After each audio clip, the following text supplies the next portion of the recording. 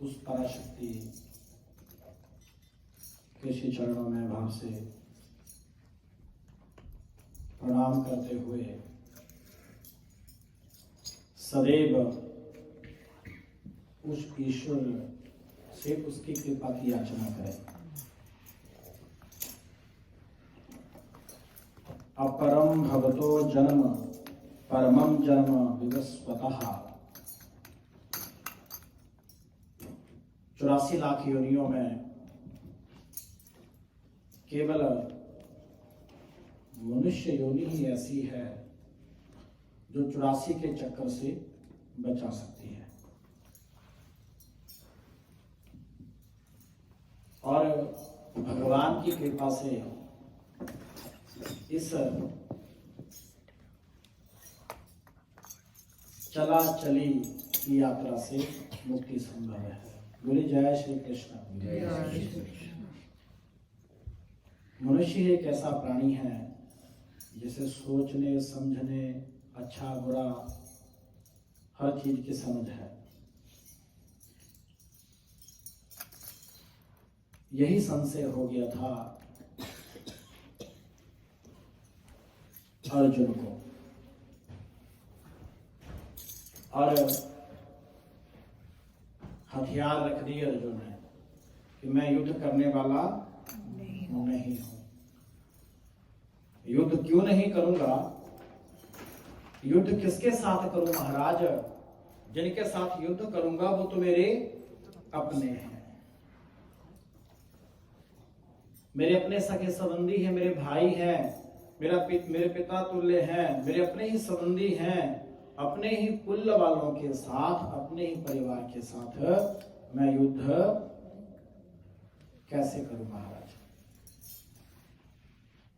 बहुनी में व्यतीतानि जन्मानि तव अर्जुना। स्वयं भगवान सारथी बने और दिव्य उपदेश दिया कि वास्तव में ये जो हमारे रिश्ते होते हैं ये हमें अपने प्रारब्ध के द्वारा प्राप्त होते हैं। बोले कृष्ण कन्हैया। ये जितने भी हमारे रिश्ते हैं, पति पत्नी, भाई बहन, पुत्र पुत्री, ये सब हमारे प्रारब्ध के द्वारा हमें मिलते हैं। बोले जय श्री कृष्ण। कैसे प्राप्त होते हैं? एक बार एक व्यक्ति ने एक महात्मा से प्रश्न किया कि महाराज कोई उपाय बताइए, मेरे को संतान नहीं है,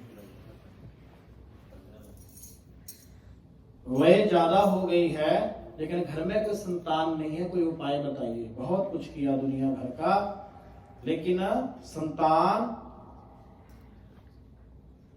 नहीं है मेरे घर में।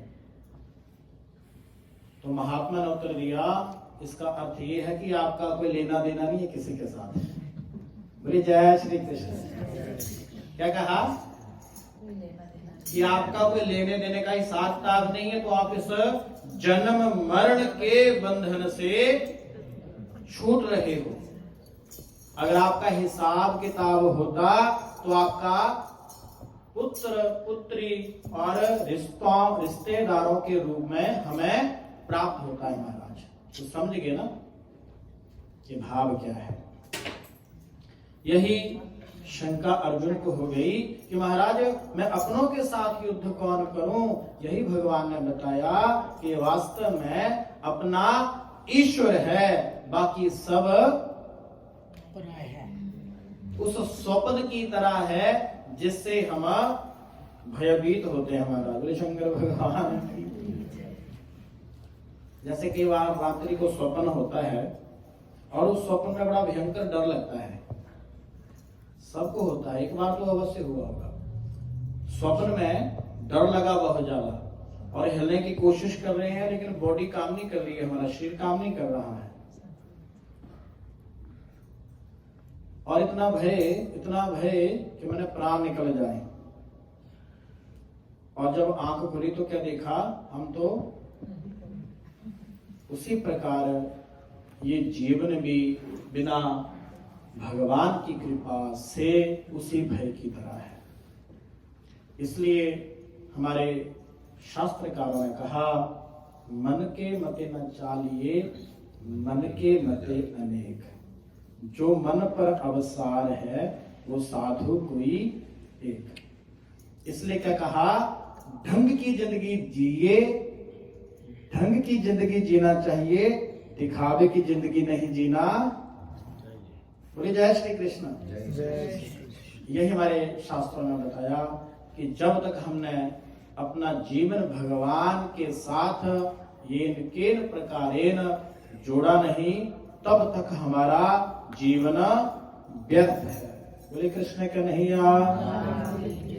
व्यर्थ का अर्थ यहाँ ये है कि दोबारा जन्म लेना पड़ेगा, दोबारा घोड़ा गाड़ी चलानी पड़ेगी, दोबारा बच्चे पालने पड़ेंगे, फिर मनुष्य योनि में आना पड़ेगा, तब भी जाकर के समझ आई तो ठीक है, नहीं तो ये चक्कर। बोले जय श्री कृष्ण। जैसे एक बार एक व्यक्ति ने भूत सिद्ध कर लिया। क्या सिद्ध कर लिया? एक प्रेत सिद्ध कर लिया, और ऐसा प्रेत सिद्ध कर लिया जिस उस प्रेत को जो भी काम बोलो वो काम कर देता था। क्या करता था? जो भी काम बोलो दुनिया भर का वो सारे काम करता था।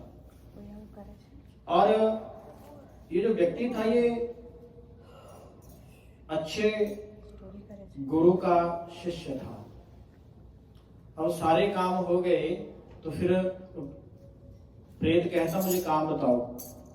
कहता काम तो सारे खत्म हो गए। कहता मुझे अगर काम नहीं बताओगे तो मैं आपको ही खा जाऊंगा। बोले जय श्री कृष्ण। जब प्रेत सिद्ध कर लिया, उस प्रेत ने सारे काम कर दिए और प्रेत ने उस व्यक्ति से कहा मुझे काम बताओ, अगर काम नहीं है तो मैं आपको ही। अब ये घबराया महाराज, ये तो अपनी जान पे आ बनी, तो अपने गुरु के पास गया कि महाराज मैंने एक प्रेत सिद्ध कर लिया और उस प्रेत से सारे काम करवा लिए, काम भी खत्म हो गए, लेकिन उसको और काम चाहिए, अगर काम नहीं देता हूं तो वो मुझे ही। बोले जय श्री कृष्ण। गुरु महाराज, गुरु तो महाराज गुरु होते हैं, कथा तो कथा है, भगवान की कृपा तो भगवान की कृपा है। जिस समस्या का कहीं समाधान नहीं, उस समस्या का समाधान मेरे ठाकुर के चरणों में है। बोले कृष्ण कन्हैया। गुरु महाराज ने युक्ति बता दी, जाओ ऐसा उस प्रेत से कहो आपकी समस्या हल हो जाएगी। अब ये व्यक्ति घर गया और इसने क्या किया, एक खंबा गाड़ दिया अपने घर के आंगन में और उस प्रेत से कहा इस खंबे पर जब बाकी काम समाप्त हो जाएं, इस खंबे पर चढ़ते रहो उतरते रहो, चढ़ते रहो उतरते रहो, चढ़ते रहो। बोले कृष्ण कन्हैया। अब जब सारे काम खत्म हो जाएं, प्रेत कहे काम दो, तो उस खंबे पर चढ़ते रहो चढ़ते रहो। बोले कृष्ण कन्हैया। इस प्रकार इस व्यक्ति की जान छूटी।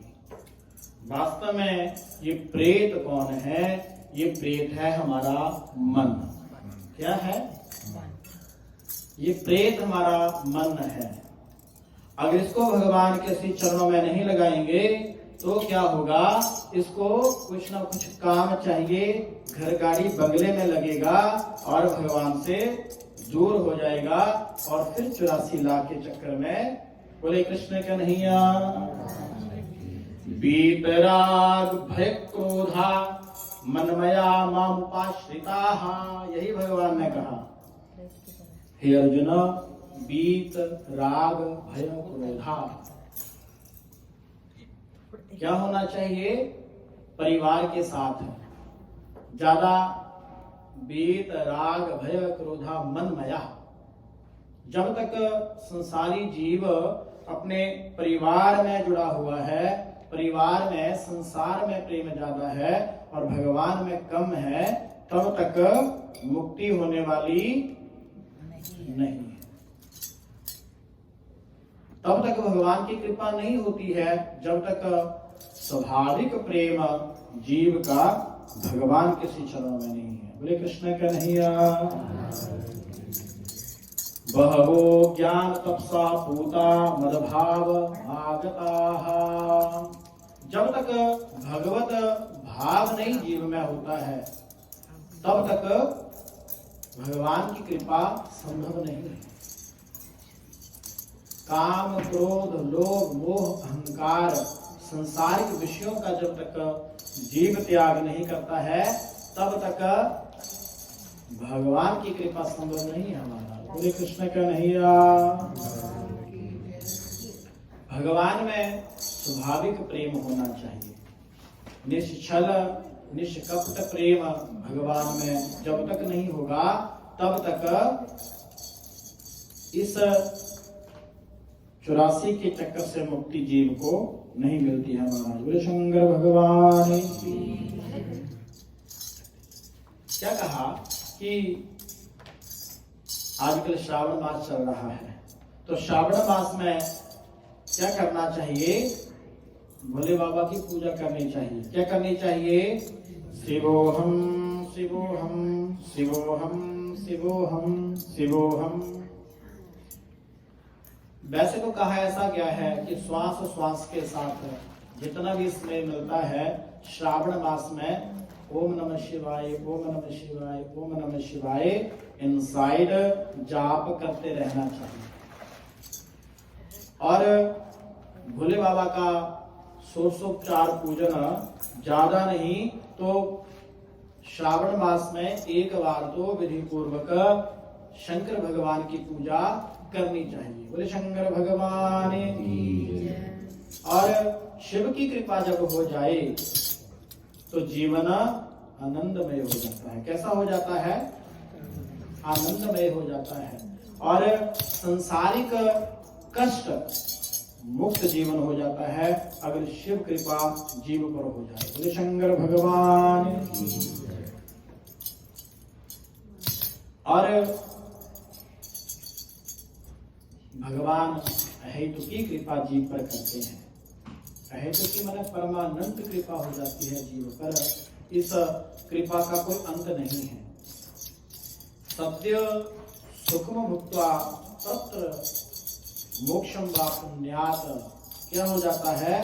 जब तक जीव का जीवन है तब तक सुख मिलेगा। क्या मिलेगा? और इस सुख का अर्थ है सभी प्रकार के सुख जीव को मिलते हैं जब तक जीव इस मृत्यु लोक में है। और जब इस शरीर से मुक्ति इस आत्मा को मिलती है तो परम धाम गोविंद के श्री चरणों में स्थान मिलता है। बोले कृष्ण कन्हैया। जैसे एक बार एक राजा था और राजा का एक बड़ा प्रिय मंत्री था। इस मंत्री के साथ राजा बहुत प्रेम करते थे। मैंने जितने भी इस राजा के मंत्री थे, सैनिक थे, सबसे ज्यादा प्रेम राजा इसी के साथ करते थे। जितने भी गुप्त रहस्य राजा के होते सब इसी मंत्री के साथ डिस्कस करता था। ये जो मंत्री था ये भगवान में बहुत मानता था। जैसे कुछ लोग भगवान में मानते हैं, कुछ नहीं मानते हैं। मानने वालों का भी भला हो, नहीं मानने वालों का सबसे ज्यादा भला हो। बोले किसने क्या नहीं कहा। अब ईश्वर में बड़ी निष्ठा थी इस मंत्री की। एक दिन की बात है, काल की गति से ये जो राजा था इसकी पत्नी का देहांत हो गया। अब जब देहांत हुआ राजा को बहुत दुख हुआ। सारे राज्य के लोग कुशल क्षेम पूछते, सांत्वना देते राजा को। जब ये प्रिय मंत्री आया कहता कृपा हो गई, कृपा हो गई, कृपा हो गई, कृपा हो गई। बोले कृष्ण कन्हैया। मैंने प्रत्येक अच्छी बुरी स्थिति को प्रत्येक भगवान के द्वारा दिए गए फल को ये भगवान की कृपा समझता।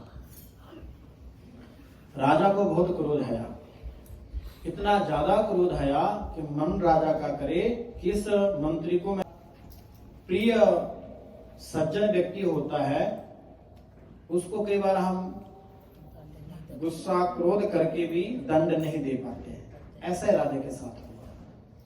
क्रोध तो बहुत आया लेकिन प्रेम बस इसको कुछ दंड नहीं दिया और प्राणदान दे दिया।